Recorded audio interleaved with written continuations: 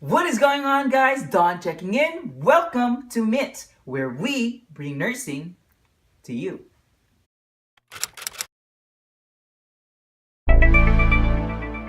So today we're going to talk about the easiest way to do your EKG interpretation. So if you're a nursing student or a new nurse who wants to do your EKG faster, stick around. This video is for you.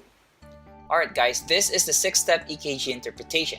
So before we talk about the actual steps, we're going to discuss important concepts that will help us have a better understanding of what's going on inside the heart as it generates a heartbeat. The first concept that we are going to discuss is the conduction system of the heart. Now the conduction system of the heart is pretty much these special cardiac cells right here that are responsible in conducting signals that cause the heart to contract. The first cell is called the SA node, right here, or the sinoatrial node. By its name, sinoatrial, this cell is found within the right atrium of the heart. This is also known as the natural pacemaker of the heart, because this is where the beginning of the conduction takes place. So from the SA node, the conduction goes to the AV node, or the atrioventricular node. By its name, this can be found within the border of the right atrium and the right ventricle.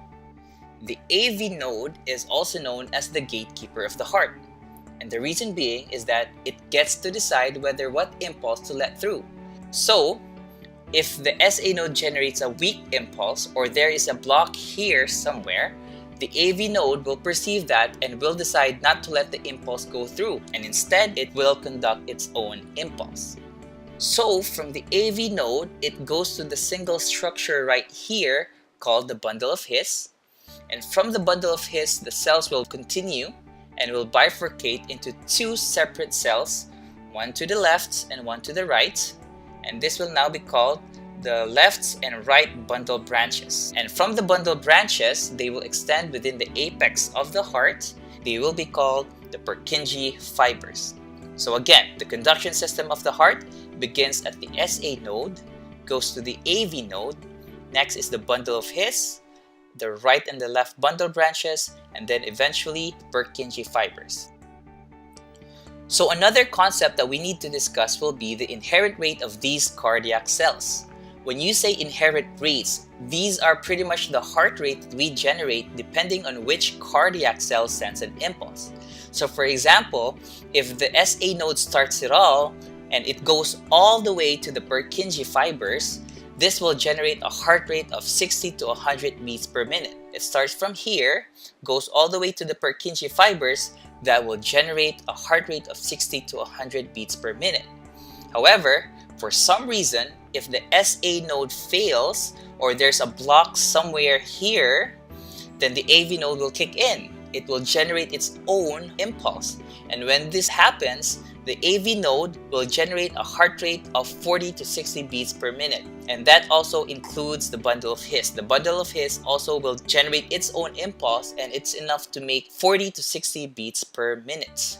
And if the AV node or the bundle of His fail, then the left and the right bundle branches and the Purkinje fibers will generate their own impulse, and they have the capacity to make a heartbeat up to 20 to 40 beats per minute. So now, let us talk about EKG. It has different parts. We will start with this small bump right here called the P wave, followed by this tall structure right here called the QRS complex, and lastly, the last bump after the QRS complex would be the T wave. Let us discuss them one by one. Let's start off with P wave. The P wave represents atrial depolarization. During atrial depolarization, the two atria are contracting. Next up, the QRS complex. Now, the QRS complex represents ventricular depolarization. During ventricular depolarization, the ventricles of the heart are contracting. Depolarization is for contraction. So how would you know which one is which? That P wave is for atria while QRS is to ventricles. So if you look at the diagram right here, the QRS complex, it kind of looks like an inverted V. So V for ventricles. So when you see a QRS complex, think about ventricular depolarization. So lastly, we have the T wave. The T wave represents ventricular repolarization. This is when the ventricles are relaxing. Keep in mind that every depolarization is always followed by repolarization. So for every contraction will be followed by relaxation. That being said, the question is, where is atrial repolarization? So if QRS represents ventricular depolarization or contraction, and T wave represents ventricular repolarization or relaxation, then where is atrial repolarization if this is depolarization? Well, it can be found within the QRS complex. As you can see, the QRS complex, it's a tall structure. Because ventricles tend to contract stronger than the atria, they tend to mask the atrial repolarization. And so, that being said, atrial repolarization and relaxation takes place after the P wave, which can be found within the QRS complex. Now, as a review, P wave stands for atrial depolarization. The QRS complex represents ventricular depolarization. The T wave represents ventricular repolarization, and the atrial repolarization is covered by the QRS complex. You can't see it, but it exists. So now let us talk about the segments and intervals in the EKG diagram.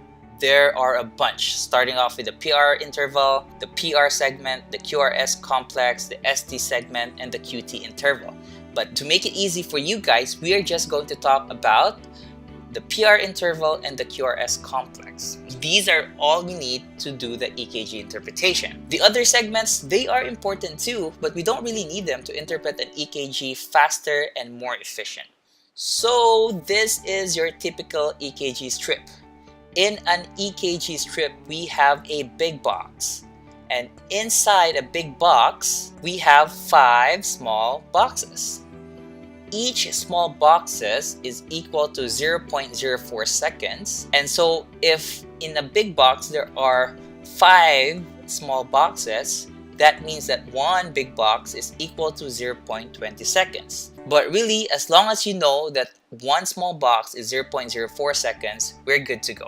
So let us get on with our 6-step EKG interpretation. First up, we have to identify and examine the P waves, measure the PR interval, measure the QRS complex, identify the rhythm, determine the heart rate, and interpret your strip. And we're going to talk about them one by one. Let's start off with identify and examine your P waves. Right here, the normal P wave would be present and upright. If the P wave is absent or inverted, then it could indicate a form of dysrhythmia such as a junctional rhythm. Next up, we are going to measure the PR interval. PR interval is the distance between the beginning of the P wave and the beginning of the QRS complex.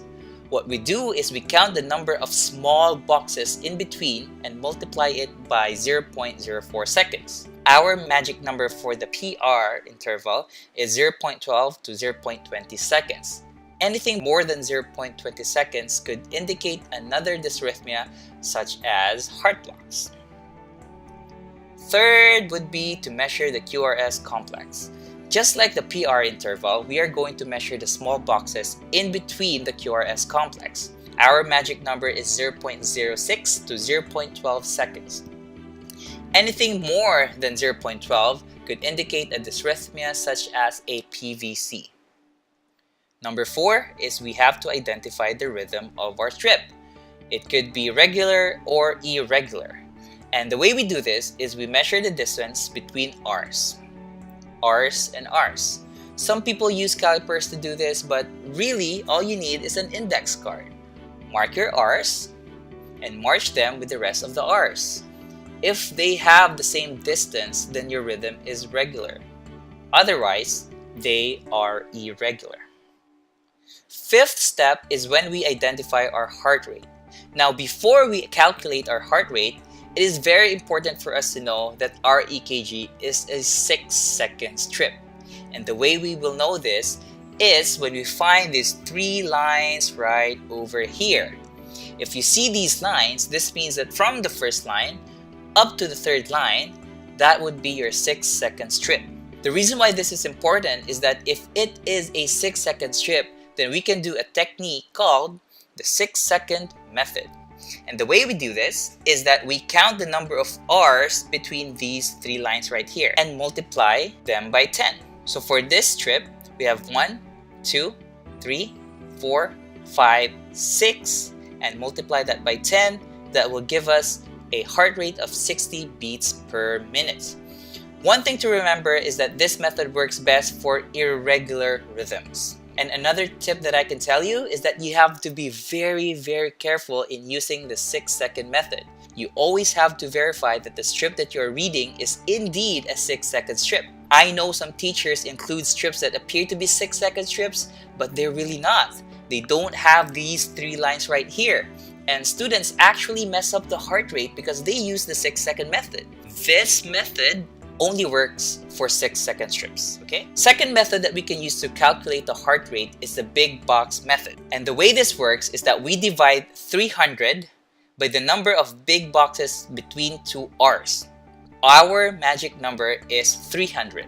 So for this strip, we are going to use these 2 R's right here. So we have 1, 2, 3, 4, 5 big boxes in between R's. And so, using the formula, 300 divided by 5, we have 60 beats per minute. This method works better for regular rhythms only. And this is actually the method that you can use if you don't have a 6-second strip in front of you.